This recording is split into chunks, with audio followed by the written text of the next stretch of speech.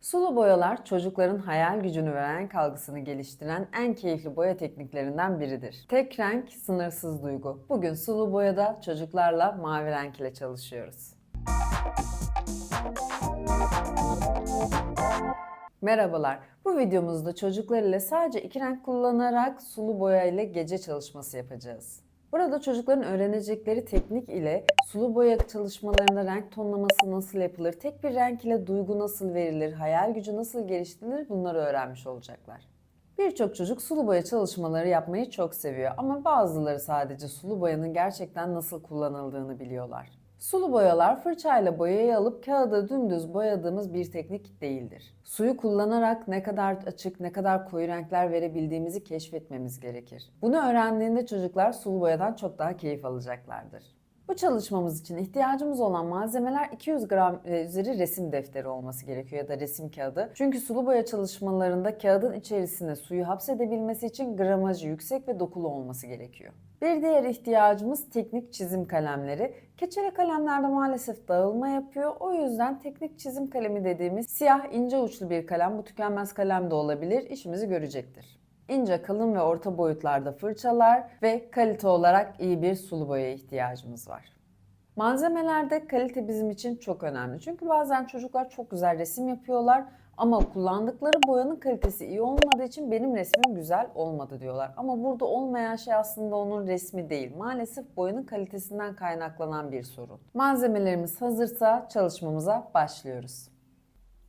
Çalışmamıza öncelikle HB kalem ile başlıyoruz. HB ya da 2B kalem olabilir. Çizgilerimizi hiç bastırmadan çiziyoruz. Ben buraya bir manzara resmi çizeceğim. Mavinin tonları ve sarı ile iki renk kullanarak harika bir gece manzarası çalışacağız çocuklar.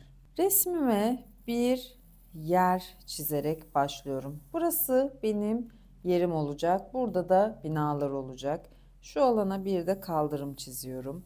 Buraya bir tane ev yapmak istiyorum. Bu evimi şu şekilde geliyorum. Bastırmıyorum çünkü sonrasından sileceğim alanlar olacak. Şu kısmına bir çatı yapalım. 2 katlı bir ev olsun. Burası birinci katının boşluğu. Buraya yarım bir çatı katı yapıyorum. Şöyle bir çatı çıkıntısı yaptım. Bu tarafa balkon yapacağım. Balkonuna bir şöyle şemsiye branda yapalım. Buraya balkonun demirlerini yapalım. Yukarıdan aşağıya doğru çift çizgi çekiyorum çünkü içlerini koyu renge boyayacağım. O yüzden burada çift çizgi yaptım. Buraya bir pencere çiziyorum. Pencerenin önüne şöyle bir mermer yapalım. Penceremize tahtasının kalınlığını yapıyoruz bu şekilde. Her aşamayı özenle çizelim çocuklar. Bunları da yine koyu renkle yapacağım için bu şekilde üstünden geçebilirim. Buraya bir kapı yapacağım. Kapının yanına tekrar bir pencere daha yapıyorum. Kapımızın üstünde de küçük bir penceresi olsun. Buradan geleni gideni görebilsinler. Buraya da bir posta girişi yaptık. Bunlar küçük detaylar gibi görünse de mutlaka çizmenizde fayda var. Resminiz böylece daha gerçekçi görünür. Birinci evimi yaptıktan sonra yanına bir tane ağaç çiziyorum. Bu ağacım şöyle yukarıya doğru çıksın. Üzerine geldiği kısmı siliyorum. Bu yüzden hiç bastırmadan çizim yapmamız gerekiyor. Yoksa bu şekilde temiz görünüm elde edemeyiz. Şuraya da küçük bir saksı yapalım. Resmimizi ne kadar çok doldurursak o kadar keyifli bir görüntü elde ederiz. Şöyle bir tane de buraya bir kaktüs çizimi yapmış olduk. Buradaki evimi yaptım. Yanına bir ağaç yaptım. Ağaca şöyle kozalaklar yapabiliriz. Meyveler yapabiliriz. Ben şimdilik şu şekilde yuvarlakları veriyorum. Yanına bir ev daha yapıyorum. Bu evim tek katlı olacak. Küçük bir ev yapacağım bu sefer. Şöyle bir kapısı var. Burada da büyük bir penceresi olsun. Tek bir pencere ama büyük. Yine penceremin tahtalarını yaptım. Çatısını yapacağım. Bu tarafı arkasında kalıyor. Şöyle bir çıkıntı yapıyorum. Ve çatımı çiziyorum. Şurası şöyle eğimli olsun. Bu çatımdan şu şekilde çizgiler çekeceğim. Bunların hepsini boyadıkça çok güzel görüntüler çıkacak. Üstüne de bir tane küçük bir kuş yuvası yapalım. Ne dersiniz? Bence çok da keyifli ve güzel bir görüntüsü olmuş olur. Şuraya da bir baca yapıyorum. Ve bu bacağımdan şöyle dumanlar çıksın. Bu evimin arkasından görünen küçük bir çalı yapıyorum. Yine aynı şekilde şu tarafa da bir çalı yaptım. Şimdi bu tarafa geliyorum. Buraya da yine küçük tek katlı bir ev yapacağım. İlk önce üstünü çiziyorum. Aşağıya iniyorum. Yine bunun da çatısını yapmak istiyorum şu şekilde. Bunun çatısından şöyle kiremit görüntüleri verebiliriz. Daha farklı bir tasarım olmuş olur. Bu evin kapısını şöyle oval yaptım. Buraya bir pencere koydum. Üst kata da geniş bir pencere koydum. Yine dış hatlarını çiziyorum ve şu şekilde çerçevelerini bitirdim. Bu iki evin arasına bir tane saksı yapacağım. Şöyle büyük bir saksı olsun. Burada laleye benzer bir çiçek yapalım. Büyük bir çiçek. Siz daha farklı bir şeyler de yapabilirsiniz. Ve kocaman yaprakları olsun. İçeride kalan çizgilerimi temizliyorum. Buraya bir tane yarım ay çiziyorum. Gece manzaramızda buraya sokakta oynaşan iki tane kedi eklemek istiyorum. Kedinin sırt kısmını yaptım. Kafasını çiziyorum. Kulaklarını ekledim. Gözleri, burnu ve ağzını yapıyorum. Burada küçük bir dil görüntüsü yapabiliriz. Bıyıklarını unutmuyoruz. Basit bir kedi çizimi yapıyorum. Siz daha farklı kediler tasarlıyorsanız, çiziyorsanız onları da ekleyebilirsiniz resminize. Buraya beneklerini yapacağım kedimin. Sırtına desen veriyorum. Yine alnına da desen verelim. Buraya ne yapacağım biliyor musunuz? Kedimin pati izlerini yapıyorum.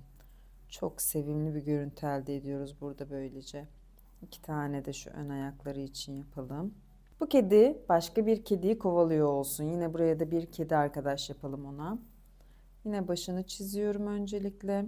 Kulaklarını yapıyorum. Kedimiz biraz daha minik bir kedi. Ve kuyruğunu ekliyorum.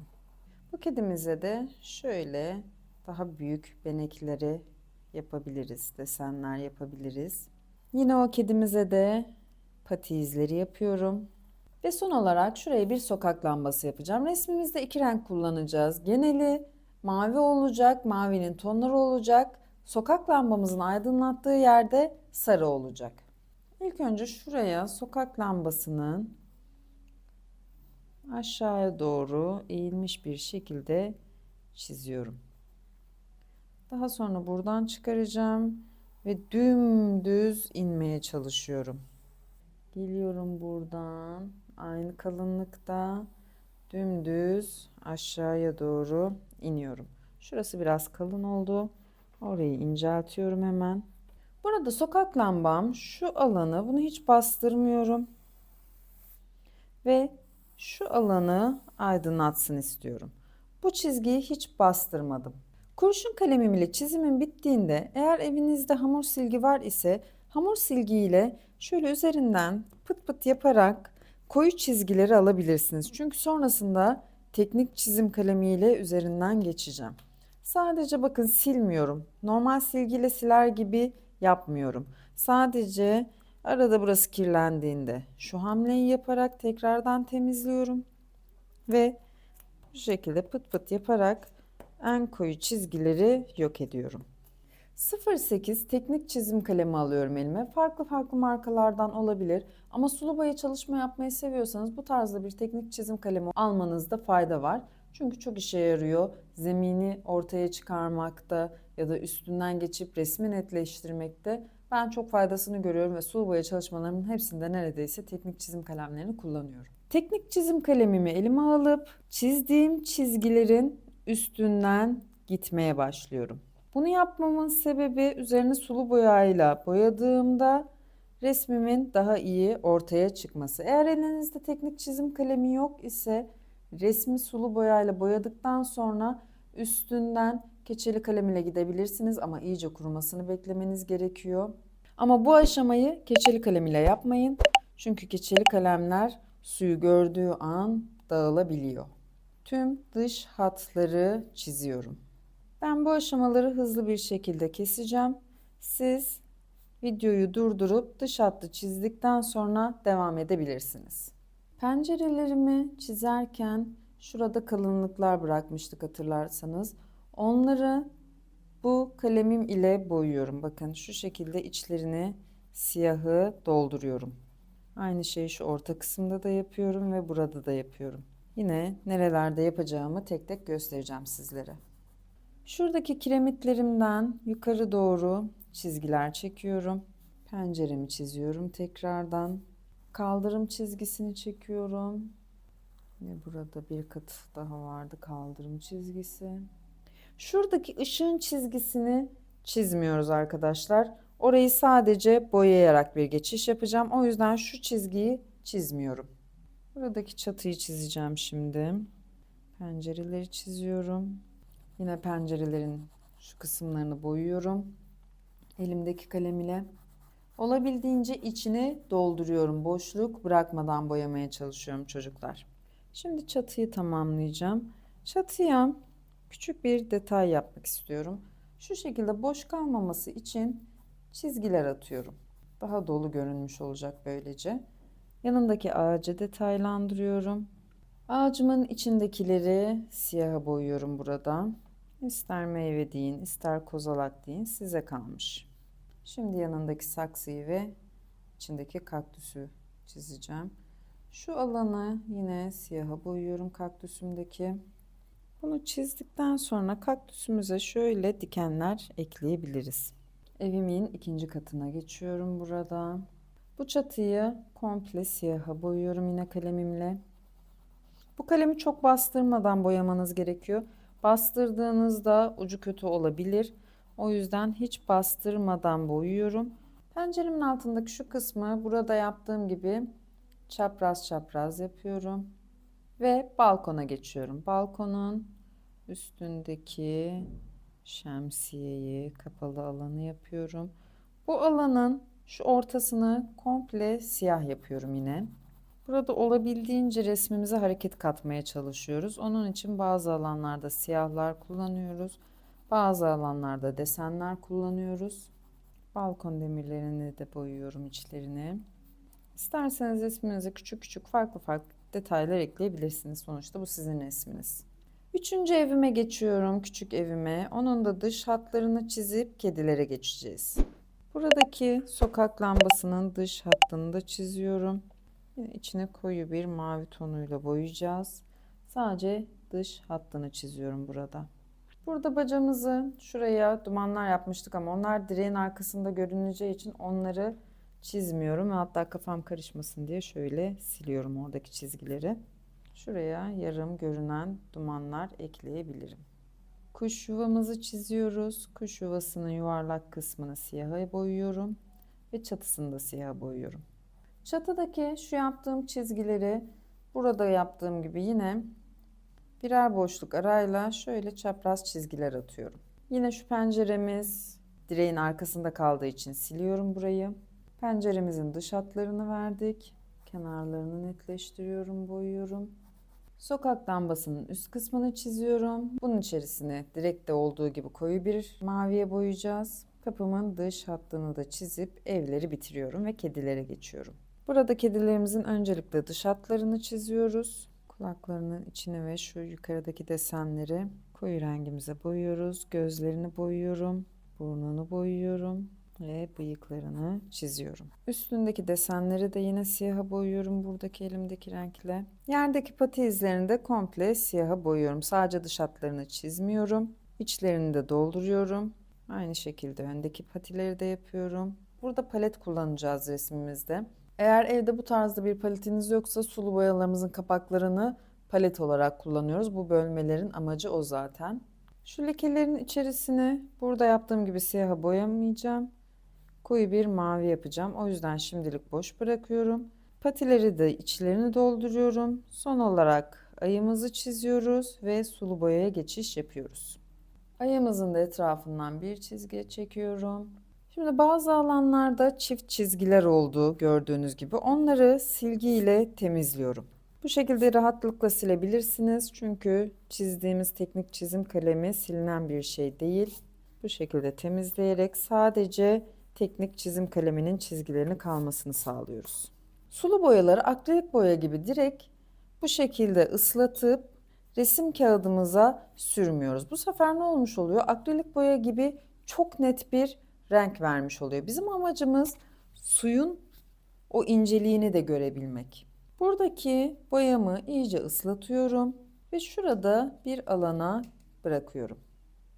Tekrar iyice ıslattım ve buraya bıraktım. Şimdi burası benim birinci tonum. Daha sonra geliyorum, çok küçük buraya bıraktım boya.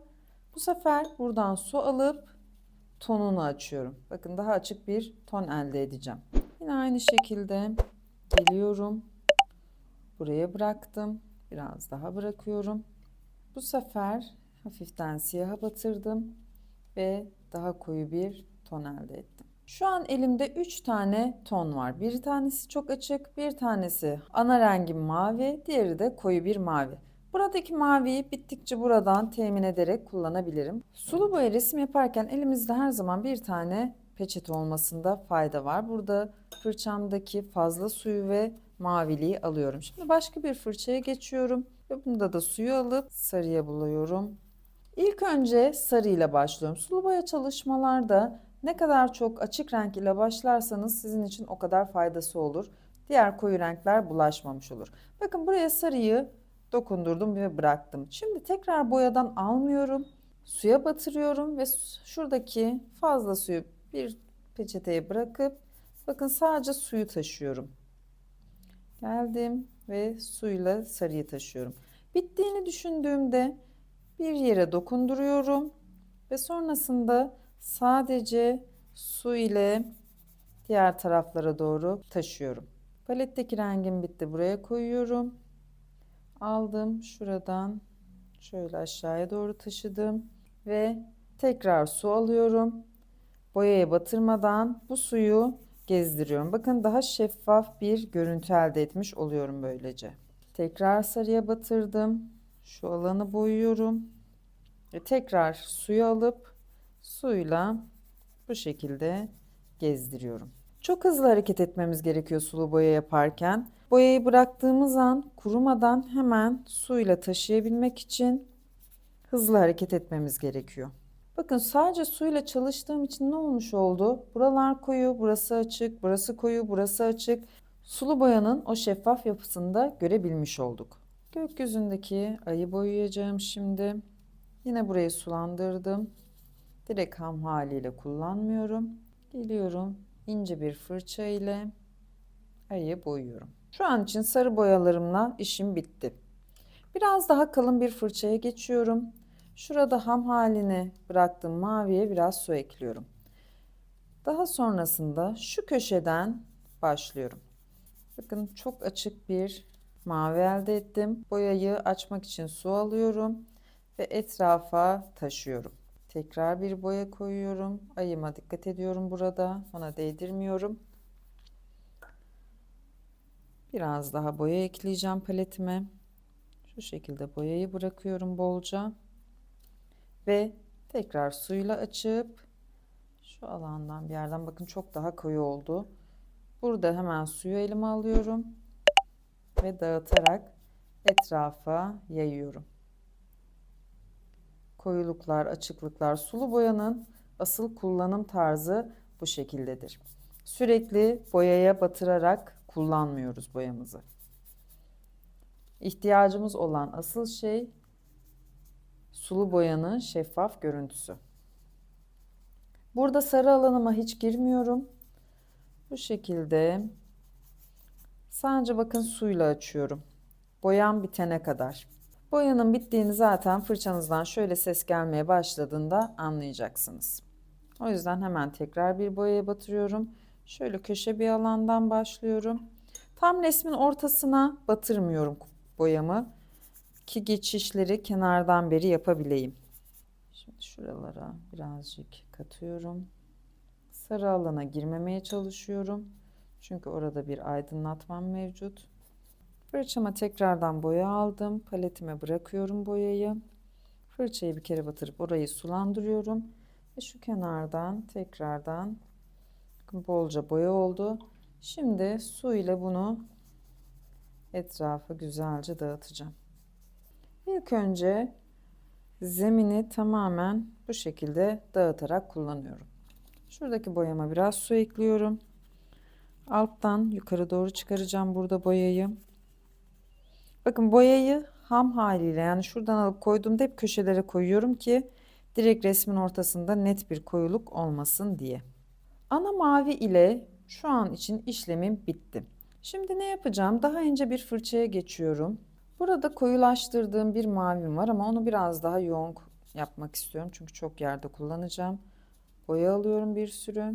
Daha sonra üzerine siyah katıyorum. Burada elde ettiğim koyu mavi ile ne yapıyorum? Şuradaki koyu alanlarımı bakın yine geçişler yaparak direkt boyamıyorum. Böyle açık yerlerin kalmasını istiyorum. Direği boyuyorum. Yine farklı farklı katmanlar yapacağız. Burada kullandığım 3 renk var. Sarı, mavi ve siyah kullanıyorum bu resimde sadece. Sarıyla zaten aydınlık alanımı yaptım sadece. Mavi ile genel hatları boyadım. Siyahla da koyulaştırmak için kullanıyorum. Bununla şurada yaptığım alanları boyuyorum. Çok olduğunun üzerinden biraz alalım. Yine kapılarda koyuluklar katıyorum. Her yerini boyamıyorum bakın. Şöyle şu alana hafif kattım. Bırakıyorum. Kuş yuvasında birazcık koyuluk yapıyorum. Yine koyu rengimden aldım. Şuradaki çatıyı, bakın bu taraftan koyu geldim. Sonra suyla açıyorum. Çünkü bu ışığın aydınlığı buraya da vuracak. Burası koyu kaldı, burası açık kaldı. Burada çatıyı koyu renge boyuyorum. Her yerini değil, hep geçişler kullanıyorum resmimde. Yine aynı şekilde çiçeğimi koyu renge boyuyorum. Yapraklarını boyayalım. Ve saksıyı boyayalım şu şekilde. Koyu rengimle buradaki şemsiyeyi boyadım. Bakıyorum resmime, buradaki kapıyı ekleyebilirim koyuluk. Az önce burada kedimizin şu kısımlarını bırakmıştık. Bunlara koyuluk ekliyorum. Şu gözüne yapalım. Kulaklarının içini yapalım. Ve son olarak kaldırımımı koyu yapıp resmimi tamamlıyorum. Ağacın gövdesine de bakın sarı alana girmiyorum. Mavi alanda kalan kısmı yapıyorum. Ve şuradaki çalılarımı da çok hafif dokunuşlar ile koyulaştırıyorum. Sadece 2 renk kullanıp koyulaştırmak için de siyahı kullanarak gece manzarası resmimizi tamamladık çocuklar. Bu tür çalışmalar çocukların sadece resim yapmasını değil, hayal gücünün gelişmesini ve odaklanmasını da sağlar. Sulu boyanın akışkan yapısı çocuklar için rahatlatıcı bir etki oluşturur ve yaratıcı düşünmeyi destekler. Çocukların resim gelişimini destekleyen bu tarz videolar için takipte kalın sayfamızı, abone olmayı unutmayın. Bir sonraki videoda görüşmek üzere.